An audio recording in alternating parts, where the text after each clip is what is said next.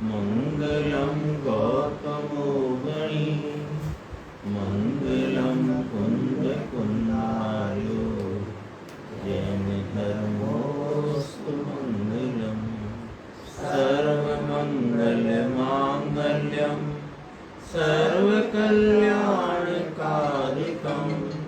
प्रधानम सर्वधर्माणां जैनं जयतु शासनम्।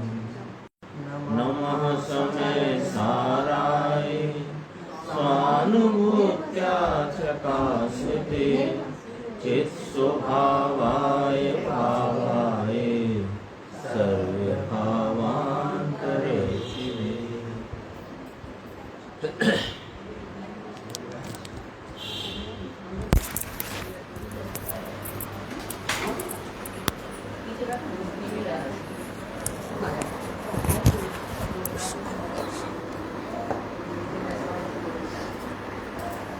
बस ठीक ठीक।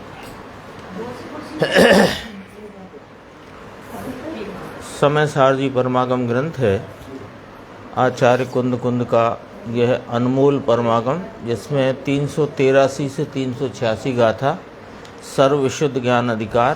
इस पर गुरुदेव श्री के 15वीं वार के जो प्रवचन हैं उस पर जो स्पष्टीकरण कल भी आया और आज भी उन्हीं गाथाओं पर स्पष्टीकरण चला था। तो इसमें थोड़ी चर्चा अपन प्रारंभ करते हैं। यद्यपि कि जो कल आ गई थी चर्चा, लगभग उसी का और खुलासा आज आया है। तो कुछ प्रश्न हो आप लोगों का तो वो भी अपन इसमें अपन समाहित है। जैसे आपने प्रतिक्रमण का एग्जांपल दिया था ना कि जैसे दूसरे के प्लॉट में अधिकार करने पे बैक कर दिया। हाँ। इसमें फिर आया भविष्य के भाव का कारण है ना। हाँ। जो कारण, तो इसका कोई एग्जांपल देखो, भविष्य के भाव का कारण ऐसा है, उसका भी एग्जाम्पल दिया था कि जैसे अभी 4 मकान इन्होंने त्याग कर दिए और इनका जो अभी आमदनी का या जो कुछ भी सिस्टम चलता है उससे हर साल एक नया मकान आता है। तो इन्होंने वो जो 4 मकान थे वो तो छोड़ ही दिए, और जो जिनसे और मकान नए पैदा हों, उत्पन्न हों, वो उसको भी छोड़ दिया।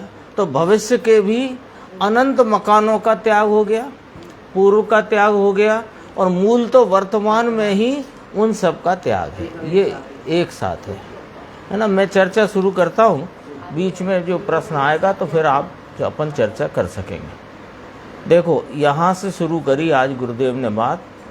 यह आत्मा में अभी निवृत्त होने की बात से ऐसे से लिया कि जो कर्म का पाक है, इससे होते जो शुभ अशुभ भाव है, इससे निवृत्त होता है ना। प्रतिक्रमण की बात पहले की, चारित्र के जो भेद कहे उसमें प्रतिक्रमण, प्रत्याख्यान और संवर या की आलोचना है ना। ये 3 भेद से एक चारित्र का वर्णन किया। 3 भेद से एक चारित्र का वर्णन किया।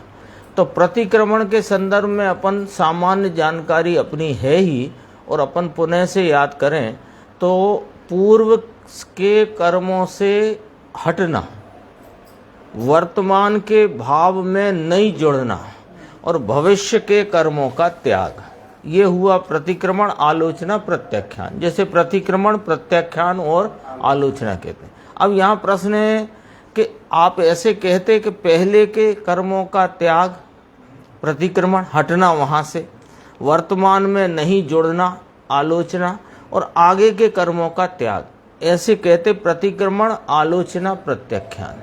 पर ऐसा क्यों लिखा प्रतिक्रमण, प्रत्याख्यान और आलोचना? उसका कारण है कि तीनों का जो भाव है वो वर्तमान में आलोचना में बरतता है। तो इसलिए आलोचना को बाद में लिया और दोनों का वर्णन पहले आ गया। देखो, जो कर्म का पाक है, ये पूर्व के कर्म, उनका पाक नाम उदय रूप हुए। उससे उनके निमित्त से जो शुभ अशुभ भाव हैं उन्हें वर्तमान में होने नहीं देना। होते हैं उन्हें हटाना नहीं, होने नहीं देना। ठीक है। तो इनसे निवृत्ता है। वास्तव में तो वर्तमान निवृत्त होता है, वास्तव में तो वर्तमान में निवृत्त होता है। नाम वर्तमान में अपने स्वरूप के आलम्बन के कारण उन भावों को उत्पन्न होने नहीं देता। समझ में आया? कर्म के पाक से होते शुभ अशुभ भाव इनसे निवृत्त होता है, अर्थात कि यह होते नहीं और आत्मा के शुद्ध स्वभाव तरफ के आनंद की, शांति की रमणता है। इसको वर्तमान कर्म के फल से निवृत्त हुआ है और उस परिणाम का कारण ये यदि वर्तमान में शुभ अशुभ भाव होने नहीं देता। यदि होते तो आगे आगामी कर्म भविष्य के बनते, तो उनका भी स्वतः त्याग हो गया। किससे? वर्तमान परिणाम से। वर्तमान में स्वरूप के अवलंबन, एकाग्रता, रमणता, चरण है ना, आया जैसे घास चरते हैं ना, ऐसे चरना, स्वरूप के आनंद शांति को चरना। तो कहा कि शुद्ध स्वभाव तरफ के आनंद की, शांति की रमणता है, इसको वर्तमान कर्म के फल से निवृत्त हुआ है और उस परिणाम का कारण कर्म वो भविष्य का, उससे निवृत्ता है। नहीं, ये जो परिणाम का कारण कर्म पूर्व का, उससे निवृत्त हुआ है और इस परिणाम का जो कार्य भविष्य का, उस कर्म से इससे भी निवृत्त हुआ है। तीनों हो गए ना। एक वर्तमान में देखो क्या हुआ, पूरा इसका नक्शा आ जाएगा कि अभी जो बहिर्मुख वृत्ति थी तो रागादि भाव उत्पन्न होते थे, तो रागादि भाव उत्पन्न होते थे, उसमें पूर्व कर्म का निमित्तपना कहने में आया। वर्तमान में ये उसमें जुड़ा और उसके जुड़ने से नवीन कर्म का बंध हुआ। तो तीनों में वृत्ति थी इसकी। तो काय से थी कि स्वरूप को छोड़कर बहिर्मुख वृत्ति से ये तीन काम चल रहे थे। एक बहिर्मुखता छोड़ी और एक अंतर्मुखता करी, तो पूर्व के कर्म का उदय भले ही उदय में आया, लेकिन इसने यहाँ शुभ अशुभ परिणाम उत्पन्न न होने दिया। तो पूर्व का कर्म उदयगत होकर के गया, तो उससे प्रतिक्रमित हो गया। वर्तमान में शुभ अशुभ परिणाम उत्पन्न नहीं हुआ, तो संवर नाम आलोचना हुई और वो भाव ही नहीं हुआ कि जो आगामी बंद करे, तो उससे प्रत्याख्यान हो गया। ऐसा है इसका। हाँ हाँ, प्रत्याख्यान में अपने को लगता है ना। अच्छा, दोबारा कारण शब्द आया, उसके कारण से समझ नहीं आया। देखो, कारण किसको कहा? पूर्व कर्म को निमित्त होने से कारण कहा, और वर्तमान का जो परिणाम है वो कारण होकर अगले का कर्मों का कार्य होता है। तो आगामी जो कर्म है वे कार्य रूप हैं किसके? वर्तमान शुभ अशुभ परिणाम के। और वर्तमान शुभ अशुभ परिणाम उनका कारण है पूर्व का कर्म। अब देखो दोबारा से जो अभी बात करी दोबारा करते हैं कि अनादि से इस आत्मा को बहिर्मुख वृत्ति थी। अब बहिर्मुख वृत्ति क्यों थी? अब और शुरू से बहिर्मुख वृत्ति क्यों थी कि यह अपने स्वरूप को जानता पहचानता नहीं था, अपने स्वरूप का इसे भान नहीं था, उसका श्रद्धा प्रतीति आस्वादन संचेतन नहीं था। तो जिनेंद्र परमात्मा का उपदेश सुनकर इसको अपने चैतन्य तत्व का बोध हुआ। उस बोध के आधार से इसने अपने उपयोग को सर्व बहिर्मुखता से छोड़कर अंतर्मुख किया, तो वहां इसे आनंद के संचेतन पूर्वक अपने ज्ञान स्वभाव की श्रद्धा हुई। अब जिसकी श्रद्धा हुई उसमें ही रमणता का इसकी स्थिरता बढ़ गई। अब बढ़ी हुई स्थिरता में अपन ये वाली बात करते हैं, है ना। दृष्टि बिना स्थिरता किसकी? तो पहले दृष्टि हुई, फिर उसी में पुनः उसी में रमणता होने से स्थिरता बढ़ी। अब ये मुनिराज के संदर्भ से बात करते हैं। कि जो मुनिराज की छठवें गुण स्थान रूप बहिर्मुख वृत्ति थी, उस बहिर्मुख वृत्ति में शुभ भाव उत्पन्न होता था। मुनिराज की अपेक्षा लिए अपन ने, है ना। तो छठवें गुण स्थान में पंच महाव्रत 28 मूल गुण का शुभ भाव उत्पन्न होता था। अब वो शुभ भाव को सेंटर में रखो, वर्तमान में उत्पन्न शुभ भाव। इसका कारण कौन? कि इसका कारण निमित्त पने पूर्व कर्म का उदय, निमित्त पने। और वर्तमान में शुभ भाव, ये शुभ भाव बंध का कारण है, तो आगामी बंध का ये कारण हुआ।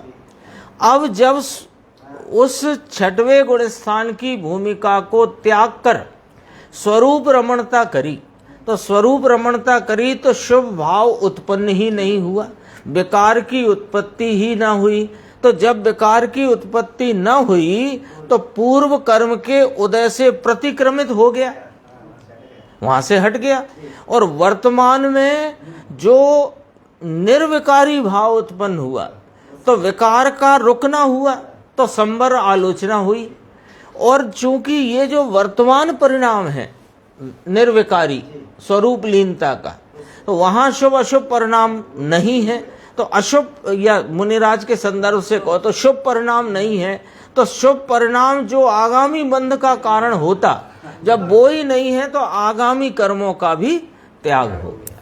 तो एक स्वरूप की आराधना मात्र से तीनों प्रकार का चारित्र जो जिनवाणी में कहा गया, उसमें पूर्व कर्म से प्रतिक्रमता हुआ, निवृत्तता हुआ, स्वरूप को में लीन होकर संवरता हुआ, है ना, आश्रमों का संवर करता हुआ, और भविष्य के कर्मों का त्याग करता हुआ वह मुनि चारित्र में लीन होता है, जिसके वैभव के बल से केवल ज्ञान की प्राप्ति होती है। यहां तक आई थी बात आज। अब देखो इसमें आगे बढ़ते हैं। उस परिणाम का कारण कर्म इससे निवृत्त हुआ है, और वह परिणाम का कार्य भविष्य का कर्म उससे भी निवृत्त हुआ है ना। स्पष्ट हो गया ना। प्रतिक्रमण, आलोचना, प्रत्याख्यान, अपन ऐसे बोल रहे हैं। प्रतिक्रमण और आलोचना का तो दिमाग में अच्छे से था। हाँ। प्रत्याख्यान का ये समझ नहीं आया था कि जब हम अपने स्वरूप में ठहर गए, उसका पूर्व जो कर्म का उदय आया था वो निर्दिष्ट हुआ, आगे बने नहीं। हाँ। तो ये बात आती है। अब बंधने के लिए कारण ही नहीं बचा। प्रत्याख्यान हो गया। स्वरूप में चला गया। स्वरूप में है तो विकार से बंध है, विकार ही नहीं तो आगामी बंध नहीं, तो आगामी का त्याग हो गया। एक ही समय करते परिणाम बनते हैं। और हाँ, तो एक ही समय में तीनों प्रकार का। अपन तो आगे जाएंगे। पेज नंबर बताते हैं, देखो 220। अब जिसको चैतन्य की सत्ता, वस्तु सत्ता महान चैतन्य स्वभाव से भरा हुआ यह भगवान है। यह यानी यहाँ अपन कौन बैठे हैं? कि सब भगवान बैठे हैं। कैसे भगवान बैठे हैं? कि चैतन्य के होने पने से वस्तु मेरी सत स्वरूप सत्ता अस्तित्ववान महान चैतन्य स्वभाव से भरा हुआ भगवान है, जिसकी खान में, खान होती है ना, खान में खोदो तो सोने की खान खोदो तो सोना ही निकलता है। तो जिसकी खान में अकेला आनंद है, अकेली शांति है, अकेला ज्ञान है, अकेला दर्शन है, अकेला वीर्य है, अकेली स्वच्छता है, अकेली प्रभुता भरी है, ऐसी पूरी गांठ है। गांठ शब्द लिया, शकरकंद की गांठ होती है ना, तो गांठ, सूरन की गांठ, शकरकंद की गांठ। तो जहां सुई भी डालो शकरकंद में और फिर सुई को ऐसे इससे जिह्वा से लगाओ तो क्या होगा? मीठा ही होगा। ऐसा है अनंत गुण की गांठ, ऐसा जो आत्मा इसको अंतर सन्मुख होकर के दया दान काम क्रोध के विकल्प हैं। दया दान काम क्रोध, पुण्य पाप, शुभ अशुभ, मंदता तीव्रता, कषाय की, वो भाव हैं। यह भी मेरा स्वरूप नहीं है, इसमें मैं नहीं, मेरे स्वरूप में ये नहीं, इनमें मैं नहीं, ऐसा ये निर्णय का, ये निर्णय का समझो, ये संरचना, स्ट्रक्चर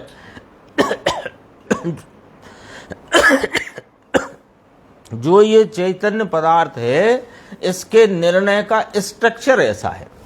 कैसा है कि जिसमें परिणति में भले की दया दान काम क्रोध हो, लेकिन ये मेरे स्वरूप में नहीं, मैं इनमें नहीं, ऐसा निर्णय इस स्ट्रक्चर में करना।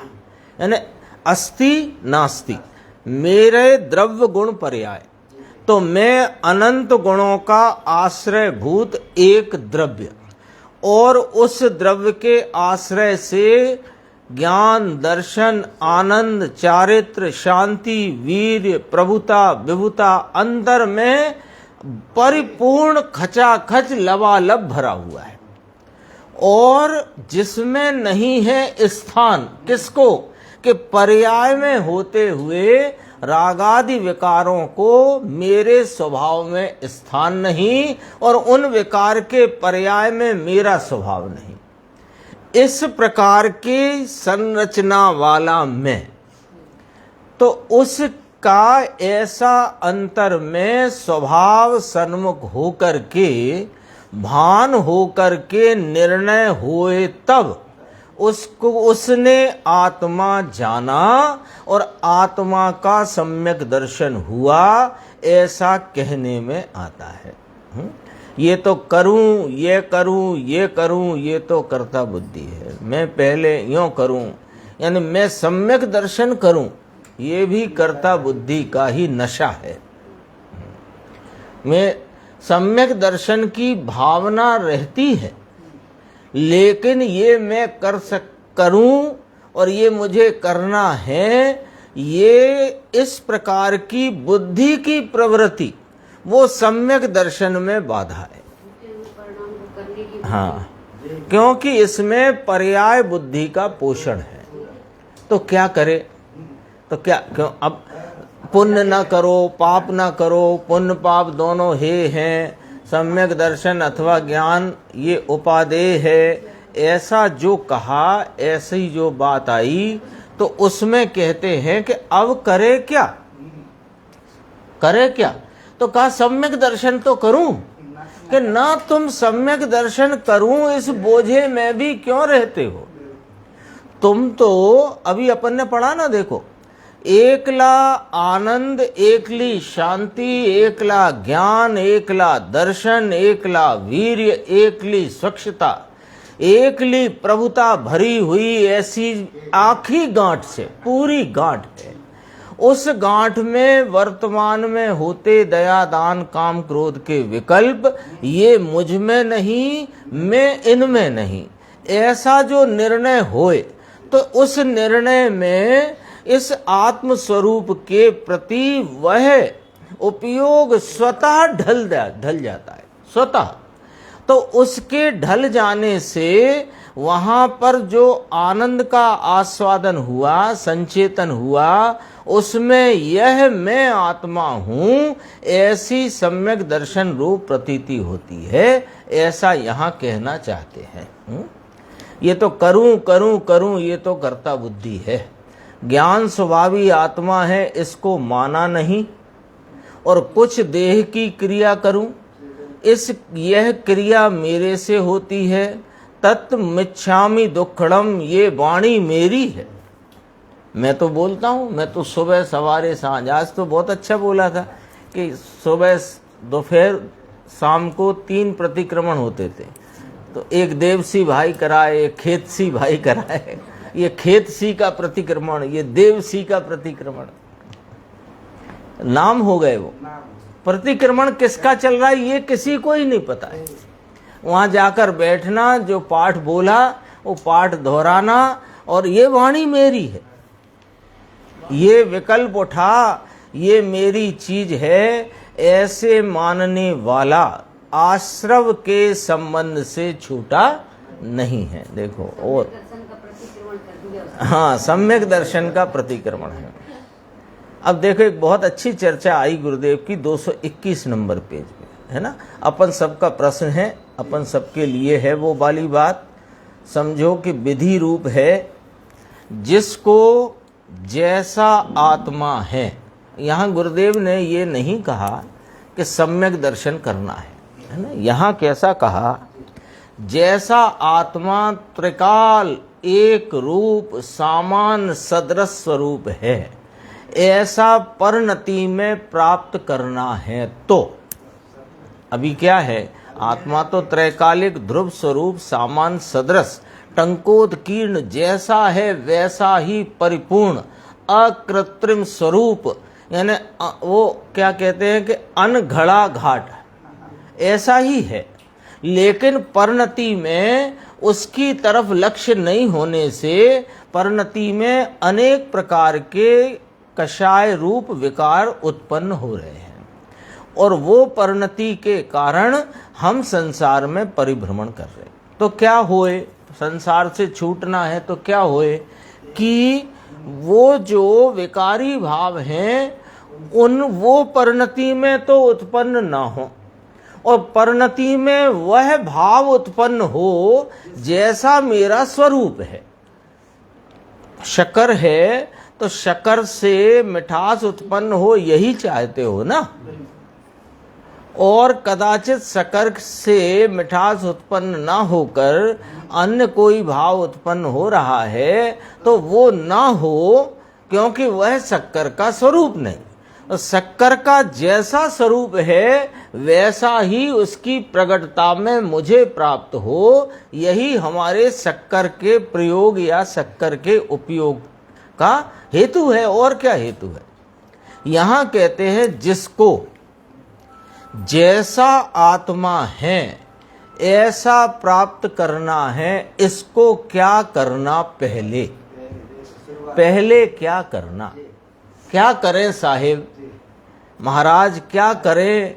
जैसा आत्मा आप रोज फरमाते हो, आचार्य परमात्मा फरमाते हैं, वैसा आत्मा हमको ख्याल में तो हमें आया है, ख्याल में तो हमने लिया, और हमें वह बात जमती भी है कि ये भाव वास्तव में मेरे काम का है। मतलब ये जो आत्मा है ये मुझे परिणति में जिस स्वरूप से है उस स्वरूप से प्रकट होना चाहिए, लेकिन हमें करें क्या पहले, क्योंकि हम जो करते आए हैं वो आपने कहा उसका फल तो संसार है, उससे तुझे तेरा आत्मा प्राप्त होगा नहीं।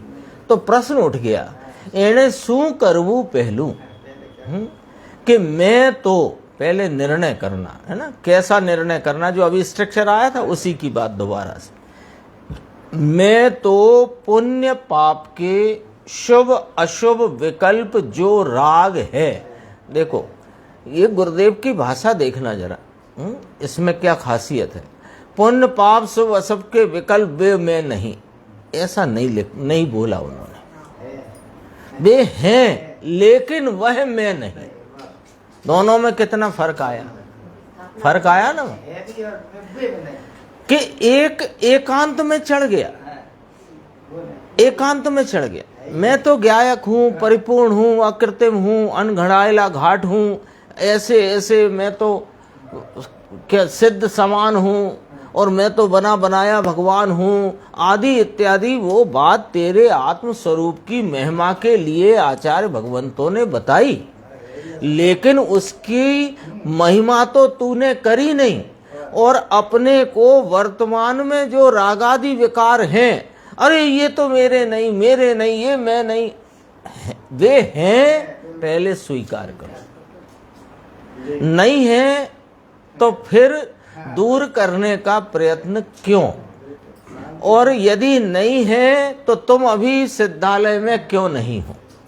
यदि वे है ही नहीं, उनकी सत्ता ही नहीं, तो तुम सिद्धालय में विराजमान क्यों नहीं, अभी यहाँ क्यों हो, है ना।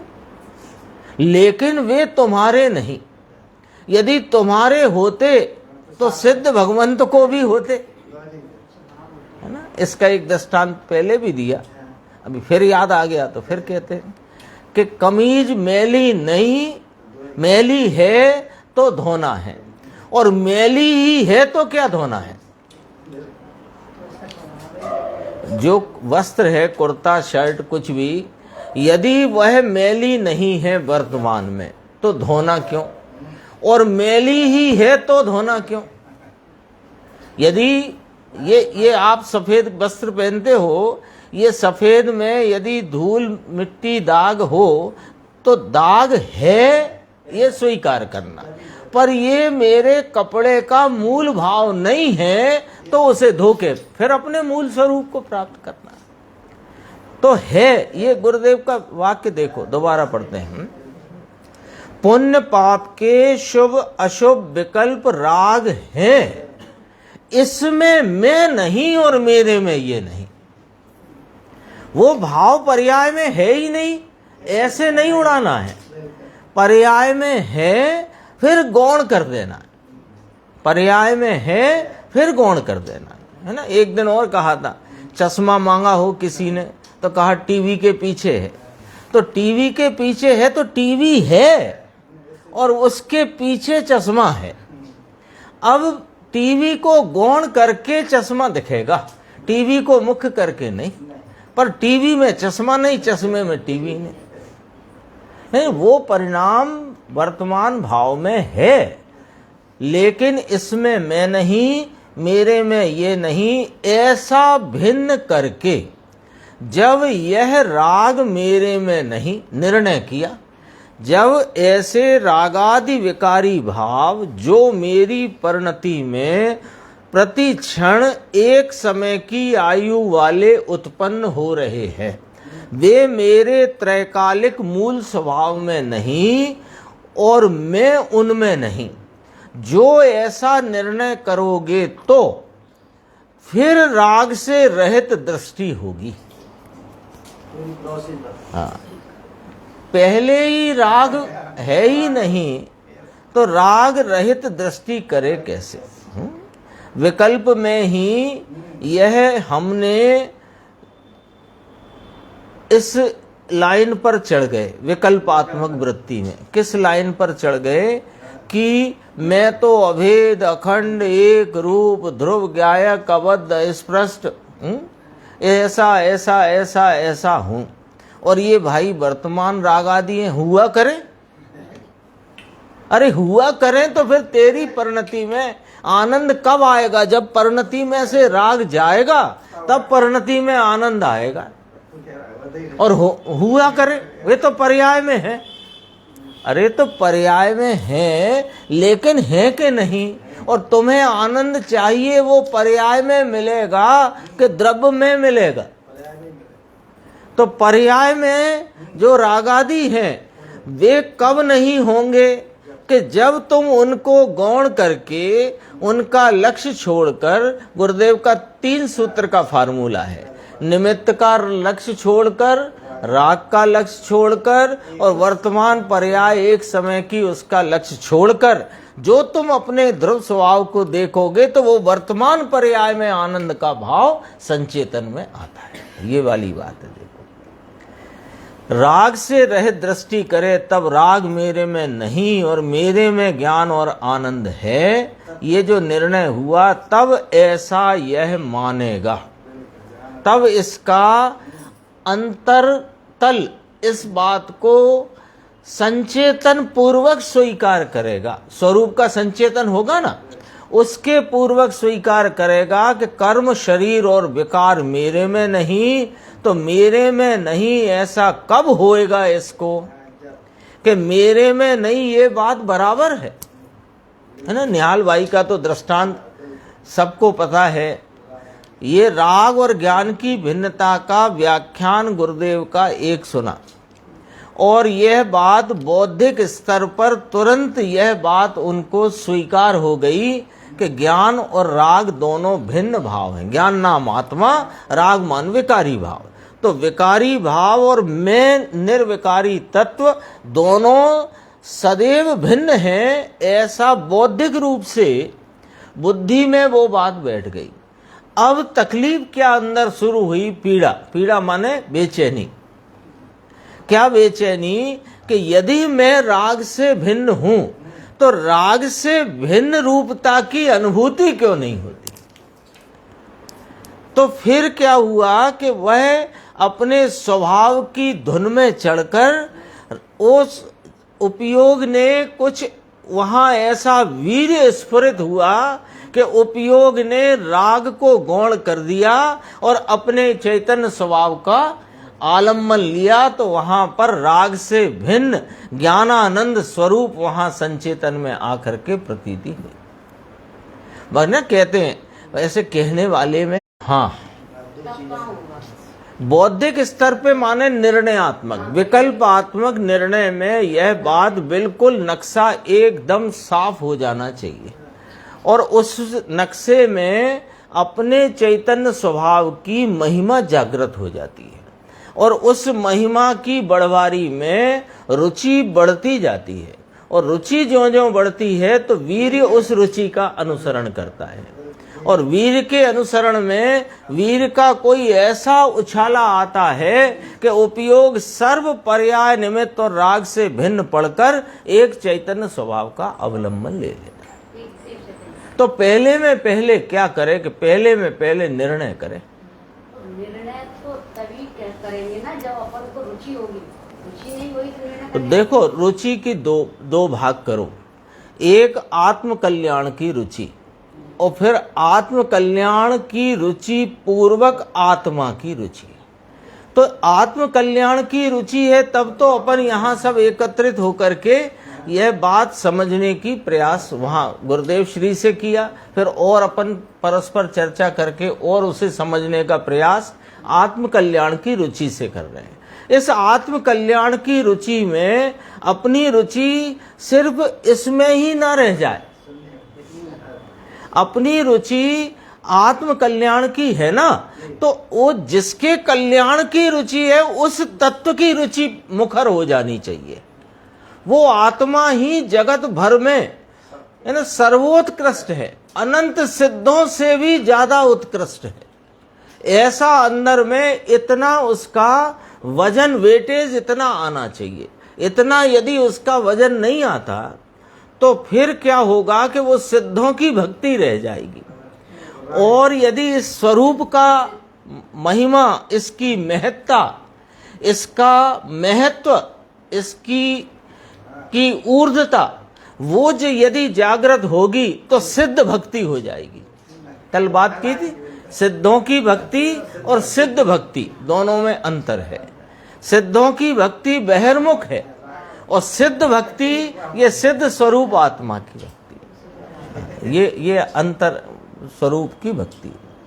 देखो मेरे में नहीं ये बराबर है तो मेरे में नहीं ये ऐसा होए कब कि ये पुण्य पाप के राग और निमित्त इसके ऊपर से दृष्टि उठाकर और वस्तु स्वभाव ऊपर दृष्टि डाले तब इससे रहित है, ऐसा दृष्टि में रहित हुआ। बात ऐसी है भाई, ये तो अंतर की बातें हैं, ये कोई बाहर से प्राप्त होती नहीं। बाहर का अर्थ समझ लेना, बाहर का अर्थ बहुत सारा है। बाहर में ये जो अपन अभी कर रहे हैं ये भी बाहर की वृत्ति है ना, इससे प्राप्त नहीं होगा।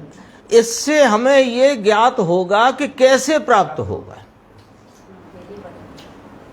है ना। YouTube पे आजकल रेसिपी आती है ना बहुत सारी, तो उसे सुनते रहो तो आपकी प्लेट में तो कुछ आने वाला नहीं। लेकिन जैसा सुना समझा है वैसा यदि आप उस प्रकार का उपक्रम करो तो आपकी प्लेट में वो आएगा। बहुत ये तो रेसिपीज है। आचार्य भगवंतों ने कहीं, गुरुदेव ने और खुलासा किया, और गुरुदेव ने तो वो काम किया कि ये शास्त्रों का अर्थ अपन समझ नहीं सकते थे, क्योंकि अपने पास जो चश्मा था वो गलत नंबर का था, निमित्ताधीन, जिसका एक लेंस निमित्ताधीन था, एक कर्तृत्व बुद्धि वाला था। तो ये दो लेंस लगाकर बैठे थे, चरणानी योग पढ़ते थे तो लगता था अरे ये वृथा थावर न संवारे, अब कौन न संवारे, कब न संवारे, वो कुछ अता पता नहीं, है ना। त्रस क्या है वो, त्रस हिंसा को त्याग वृथा थावर न संवारे। तो कौन, अरे भैया, अरे भैया करने के पहले जरा विचार करो किसकी बात है, तुम कहाँ हो, तुम्हें क्या करना है। तुम इस चक्कर में उलझ गए तो कर्तृत्व में उलझ गए। अथवा जब मोहिनी कर्म उपशमित हो, मोहिनी कर्म रास्ता दे, मोहिनी कर्म मिथ्यात्व मंद पड़े तो मेरा कार्य हो, अपन क्या कर सकते हैं। तो कुछ नहीं कर सकते के चक्कर में अनंत काल निकल गया। लेकिन गुरुदेव श्री ने वो सारी बातें अपने को समझो कि ऐसे इतने सरल तरीके से कि जैसे बच्चों को सिखाते ना, जैसे तुमने भी सीखा होगा, आ बनाते हैं ना, तो कैसे बनाना, हमने तो ऐसे ही सीखा था कि एक चूल्हा बनाओ, फिर दूसरा चूल्हा बनाओ, फिर एक ऐसा डंडा लगाओ, फिर एक ऐसा लगाओ, ले देखो बन गया। ऐसे सिखाया है हमको, ऐसे सिखाया है। देखो यहाँ एक गुरुदेव ने पॉइंट बोला था, मैं उसे एक लाइन पढ़ रहा हूं इसकी, 222। वर्तमान कर्म विपाक को स्वयं से, आत्मा से अत्यंत भेद पूर्वक, भिन्न पूर्व, भेद नाम भिन्नता, अत्यंत भेद पूर्वक। तो गुरुदेव ने यहाँ कहा, यहाँ अत्यंत शब्द क्यों लिया, प्रतिक्रमते में अत्यंत न लिया, प्रत्याख्यान में अत्यंत न लिया, और वर्तमान कर्म विपाक को स्वयं से, आत्मा से अत्यंत भेद पूर्वक। यहाँ अत्यंत शब्द लिया क्यों, कारण के मूल तो वर्तमान में ही सारा मामला है। जो प्रतिक्रमण है वो भी वर्तमान में शुभ अशुभ की उत्पत्ति ना हुई तो प्रतिक्रमण हुआ, वर्तमान में जो शुभ अशुभ भाव न हुआ तो संवर हुआ, और वर्तमान में ही संवर होने से आगामी बंध ना हुआ, निर्जरा हुई। आगे बढ़ते हैं। देखो बहुत चर्चा तो बहुत सारी आती है, ये तीनों का एक साथ वर्णन गुरुदेव ने किया 223 पेज पे। देखो अनुभवता हुआ आलोचना है, मिल गया। टीका में प्रश्न है ना, एकदम नीचे से थोड़ा ऊपर 5-6 लाइनों पर। अनुभवता हुआ आलोचना है, प्रतिक्रमता हुआ स्वयं ही प्रतिक्रमण है, और त्याग करता हुआ, पचकता थको माने त्यागता हुआ प्रत्याख्यान है, यानी स्वयं ही प्रत्याख्यान ऐसा ले लेना। अब ये स्वयं ही प्रतिक्रमण, स्वयं ही प्रत्याख्यान, स्वयं ही आलोचना है, ये क्या किया, ये कौन सी भाषा शैली का प्रयोग किया कि वर्तमान में स्वरूप आचरण की, वर्तमान में स्वरूप एकाग्रता की जो परिणति है, जो पर्याय है, उस पर्याय को आत्मा से अभेद किया। तो एक समय में कितनी पर्याय अभेद कर सकते हैं आत्मा से? एक पर्याय, क्योंकि एक ही होती है। एक द्रव्य की वर्तमान एक समय में एक ही पर्याय होती है। उनमें गुण भेदों के भाव भिन्नता से भले वे अनेक कही जाएं, पर एक समय में एक द्रव्य की वर्तमान एक पर्याय होती है। अब वो एक पर्याय जो चारित्र की है, जो स्वरूप रमणता की पर्याय है, उसे इस चैतन्य तत्व से अभेद कर दिया, आत्मा से अभेद किया। तो वो आत्मा से एक ही पर्याय अभेद है ना, स्वरूप लीनता वाली। सो वह अभेद आत्मा, उस पर्याय से अभेद आत्मा, वही प्रतिक्रमण है, वही आलोचना है, वही प्रत्याख्यान है। ये अद्भुत बात है। देखो स्वयं ही प्रत्याख्यान है, ऐसा अनुभवता हुआ स्वयं ही आलोचना है, ऐसा लई लेवू त्या है, त्या ऐसा ही ले लेना। यहां पर फिर कहा अगले पेज पे देखो, वर्तमान मूल तो जोर वर्तमान का है, इसके ऊपर ये तीनों बोल हैं। एक वर्तमान स्वरूप एकाग्रता का परिणाम, जहां शुभ अशुभ भाव की उत्पत्ति नहीं, वो ही बस उस वर्तमान में ही तीनों बोल घटित हो जाते। भविष्य का परिणाम का कार्य जुदा, भूत का कर्म, कर्म का कार्य जुदा, ऐसा कुछ नहीं। वस्तु तो एक नहीं एक से। इस बारे में बात अपन ने की। एक द्रव्य अखंड, उसका वर्तमान एक व्यक्त परिणाम, जैसे अवस्था कहो, दशा, हालत, पर्याय, वो पर्याय कौन सी ली यहाँ पर? स्वरूप में ढली हुई, उसमें लगी हुई एकाग्रता की पर्याय। वो पर्याय से अभेद वस्तु तो वही की वही है, एक नहीं एक छे, वही वस्तु है, तीन नहीं है। प्रतिक्रमण अलग है ना, ऐसा नहीं। फिर कहा तेज समय हो, पांचों समय बीजो न थी, एक ही समय में तीनों लिया था। वो तो सिर्फ एक पंक्ति थी। फिर देखो, अभी अज्ञान की महिमा भी सुन लो ना थोड़ी सी, 226 में। जिसने यह आत्मा शुभ और अशुभ परिणाम से रहित दृष्टि में नहीं लिया, उसको वह शुभ अशुभ परिणाम ही मैं हूं और यह मेरा कर्तव्य है ऐसा मानकर बैठा है। मैं यहीं तक पढ़ूंगा, फिर दूसरी बात करूंगा, फिर आगे बढ़ूंगा। देखो ये क्या हुआ है, यहाँ क्या कहते हैं गुरुदेव श्री कि ये आत्मा शुभ और अशुभ परिणाम से सदैव रहित है।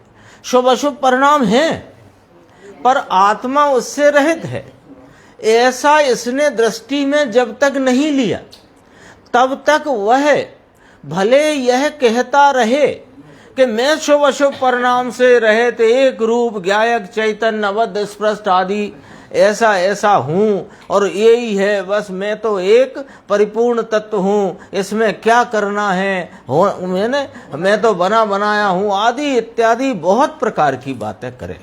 लेकिन उसने अभी शुभ अशुभ परिणाम का कर्तव्यपना छोड़ा ही नहीं है। क्यों? ये निहाल भाई की तरफ से मैं बोलता हूं कि पर्याय में बैठ करके इस अबद्ध अस्पष्ट परिपूर्ण एक रूप ध्रुव टंकोत्कीर्ण ज्ञानानंद मुझ ज्ञायक तत्व का निर्णय पर्याय में बैठकर नहीं होगा, पर्याय में होगा लेकिन पर्याय में बैठकर नहीं होगा। ये निहाल भाई का आता है बोल, पर्याय में बैठकर नहीं होगा।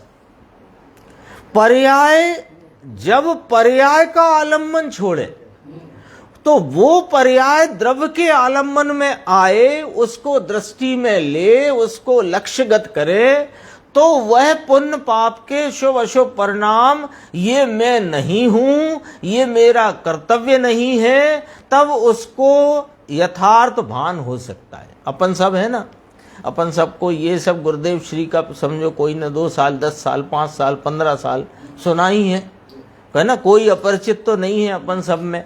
तो ये सब सुनने से हमने सब मालूम पड़ गया हमको कि शुभ अशुभ भाव, विकारी भाव ये मैं नहीं, शुभ राग में धर्म नहीं, अधर्म है, तीर्थंकर प्रकृति है ना, जिससे नाम तीर्थंकर नाम कर्म की प्रकृति का बंध हो, ऐसे वे सब भाव वे भी अधर्म हैं, धर्म नहीं, सब सुन लिया, सब यहाँ रहा है।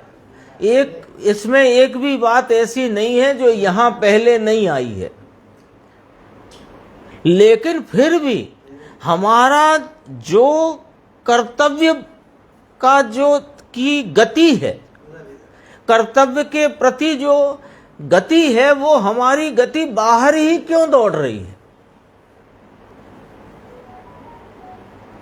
यानी क्या हुआ कि चलो जिनको बचपन से ये सब बात सुनने मिली वो तो ठीक ही है, किसी को बाद में मिली, कोई को पहले ये मालूम था कि ये देह की क्रिया से होगा, जैसे अभी चलो प्रतिक्रमण की बात आई थी, वाणी से होगा, भगवान के गुणानुवाद से होगा, कषाय की मंदता से होगा। तो हमने क्या किया कि उनसे नहीं होगा और हमने एक दूसरा तोता पाला कि स्वाध्याय से होगा।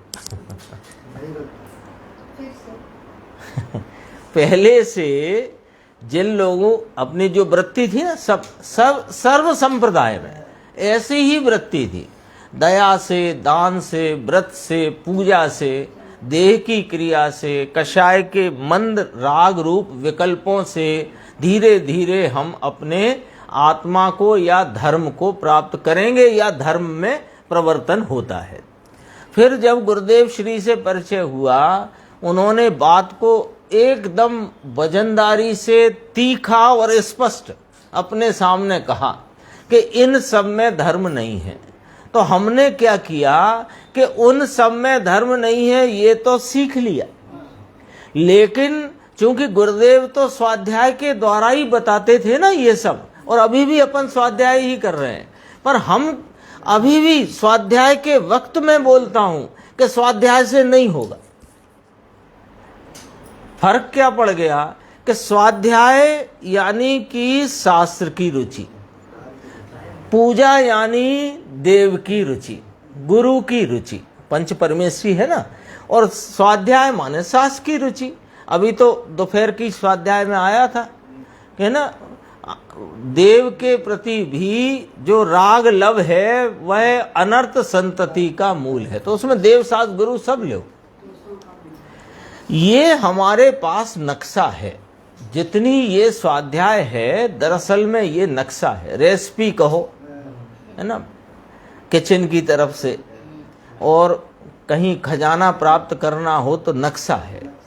तो नक्शे को आप याद ही करते रहो, याद ही करते रहो, याद ही करते रहो, और जहां जाने का उसमें निर्देश है नक्शे में, वहां जाने का साहस ही ना जुटाओ तो फिर क्या होगा, कब मिलेगा खजाना, है ना। ऐसी एक घटना है, अशोकनगर के पास एक जंगल है, टीटोर का जंगल, तो वहाँ एक पुराना महल दबा हुआ है, तो किसी ने कहा कि इसमें खजाना है।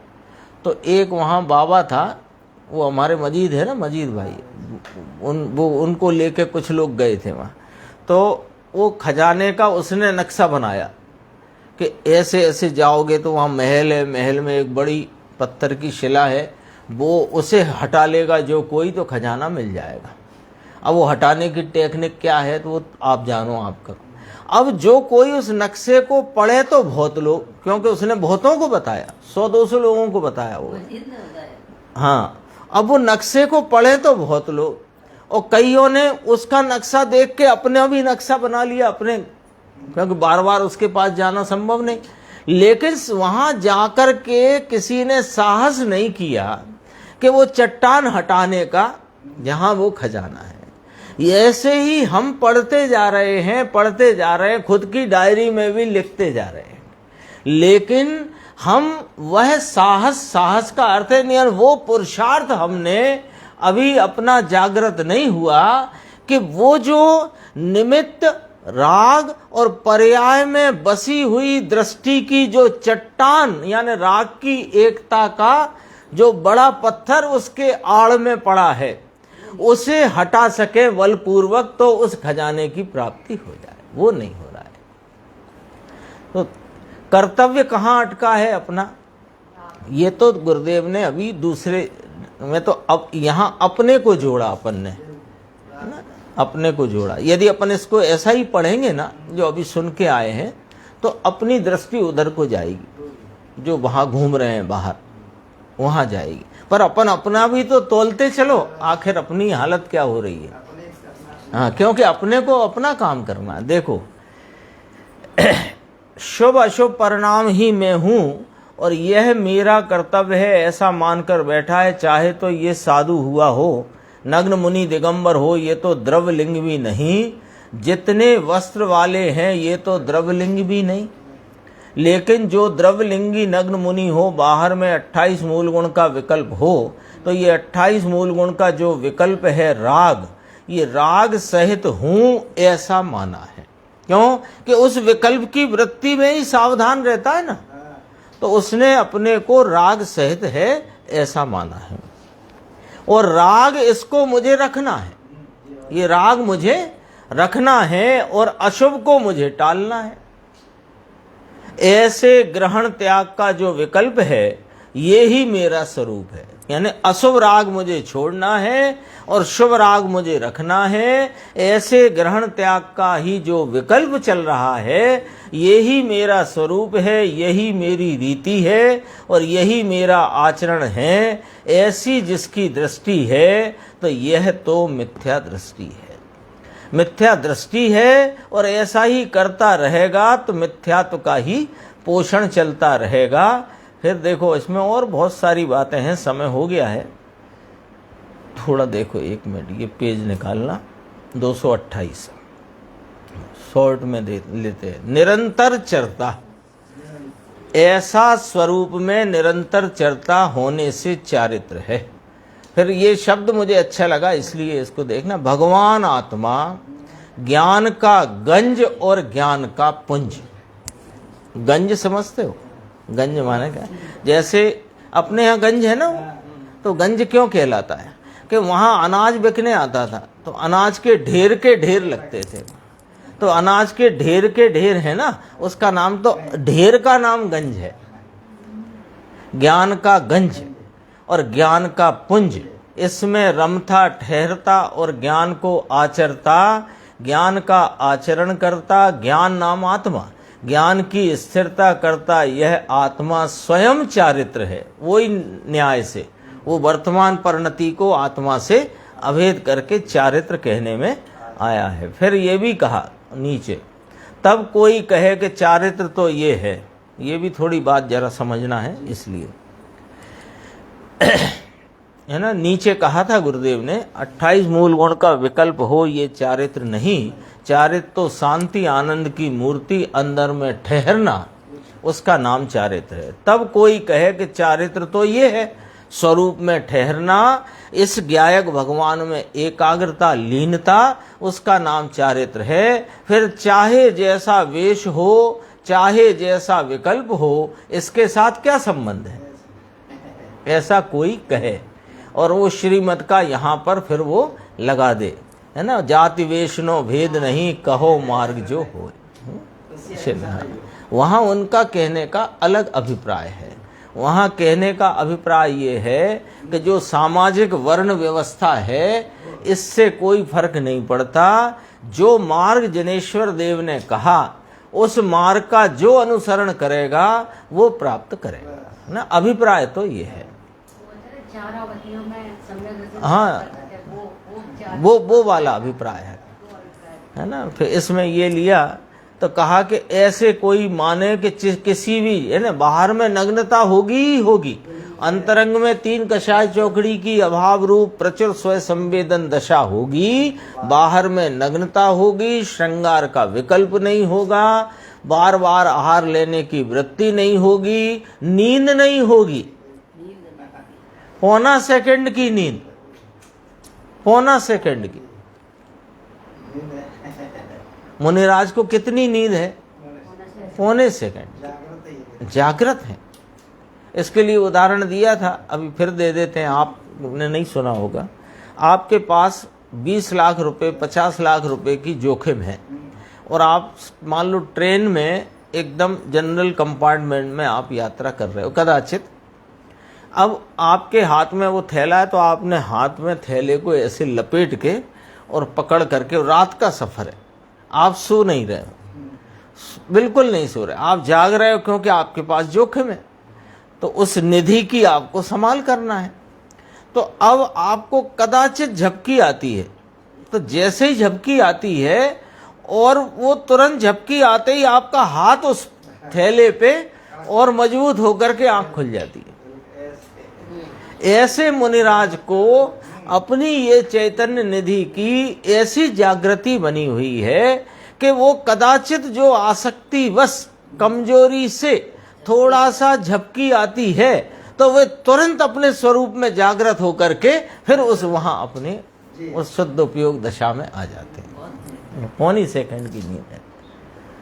कोई ने मेरे से पूछा था आगम में से बताओ, मैंने गुरुदेव ने बताया सब आगम में से बताया, बिना आगम के कुछ नहीं बताया। और पौनी सेकंड की नींद ये सिद्ध करती है कि उनका 7वां गुण स्थान आधी सेकंड का होता है, क्योंकि 7वें गुण स्थान से दुगने से कम होता है 6ठा गुण स्थान। यदि दुगना या दुगने से अधिक हो जाए तो गुण स्थान गिर जाता है। तो उस पर से ये वाली बात है। देखो अंत में यहाँ तक चर्चा आई, इसके बाद आगे जो चर्चा चलेगी अगली गाथाओं की वो अपन देखेंगे। 11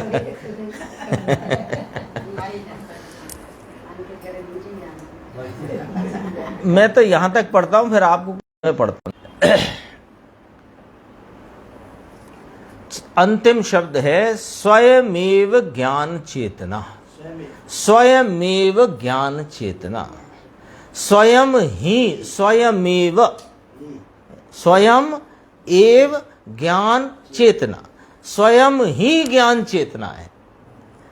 ज्ञान स्वरूप भगवान, इसको चेतना यानी इसका अनुभव करना कैसे होता है अनुभव, कि जिसमें दया दान विकल्प का भी अभाव है, जिसमें अकेली वीतरागी परिणति का वेदन है, इसको यहाँ भगवान चारित्र कहते हैं। यह चारित्र वह मुक्ति का कारण है, ऐसा भाव है। तो भवतीति भावा, ज्ञान चेतना भवतीति भावा, यहाँ तक इसकी चर्चा आई। फिर भावार्थ की चर्चा गुरुदेव ने ली, तो वो वही चर्चा है, शेष अपन आगे करेंगे। अगला, अब अगली गाथाएं आएंगे, उसके पहले एक 224 कलश आएगा। ये जो अभेद आपने बताया पर्याय, हाँ, वो विलीन होती है, अंतर्लीन होती है, अपना अस्तित्व खत्म करके रहती है? नहीं, पर्याय पर्याय रह करके है। देखो, जब अभेद कहने का तात्पर्य इतना है कि वो पर्याय, देखो अंतर्लीन और अभेद में फर्क है। अभेद जो यहाँ कहा जा रहा है, वर्तमान पर्याय पर्याय रह करके, तो जो पहले अन्य विषयों को लक्ष्य करती थी तो वो द्रव्य से भेद रूप रहती थी, और जब उसने अपने स्वद्रव्य को लक्ष्य किया तो लक्ष्य की तरफ से कहें तो वह अपने से अभेद हुई है। तथापि पर्याय पर्याय रही है और द्रव्य द्रव्य रहा है। अभेद होने के बाद भी, हाँ, अभेद होने के बाद भी पर्याय पर्याय है, द्रव्य द्रव्य है, क्योंकि वो पर्याय तो अगले क्षण विनष्ट हो जाएगी, और द्रव्य तो ऐसा का ऐसा हर पर्याय में सदृश भाव से बना रहता है। तो द्रव्य पर्याय में द्रव्य नहीं आता, द्रव्य पर्याय में नहीं जाती, ये तो एकदम मूल सिद्धांत है। अब वो पर्याय द्रव्य से अभेद हुई, वो कहने का अर्थ ये है कि जो पर्याय पहले बाहर में भटकती थी तो वो द्रव्य से भेद रूप वर्तती थी, और पर्याय द्रव्य का लक्ष्य करके, द्रव्य को विषय करके, द्रव्य के ही अनंत गुणों की प्रकटता से परिणमती हुई है, तो उसे द्रव्य से अभेद कहा। तो अभेद कहा का अर्थ वो पर्याय द्रव्य रूप हो गई, ये अर्थ नहीं है। अब आया अंतर्लीन की बात। तो जो पर्याय नष्ट हो गई, वो नष्ट होकर कहाँ गई कि वो पर्याय पर्याय ना रही। जो वर्तमान पर्याय थी, अगले क्षण उसका नाश हुआ, तो अगले क्षण वो पर्याय पर्याय ना रही, वह पारिणामिक स्वरूप हो गई। पारिणामिक स्वरूप हो गई का अर्थ है कि चार भाव तो पर्याय रूप कहे 5 भावों में, और एक भाव द्रव्य रूप कहा, तो पर्याय पर्याय ना रही, तो फिर पर्याय है तो इसी की। ऐसा इस द्रव्य में उस हुई पर्याय का ज्ञान होए, ऐसा भाव तो रह गया ना। केवली के ज्ञान में ये द्रव्य की भूतकाल की पर्यायों का ज्ञान आता है ना, तो वो भूतकाल में ये पर्याय हुई थी, ऐसी उसकी योग्यता का भाव उस द्रव्य में है, और लेकिन पर्याय पर्याय रही नहीं, तो कहा पारिणामिक हो गई। इसे दूसरे सरल शब्दों में कहो कि अंतर्लीन हो गई। हाँ, समुद्र की लहर जैसा भी उसका दृष्टांत।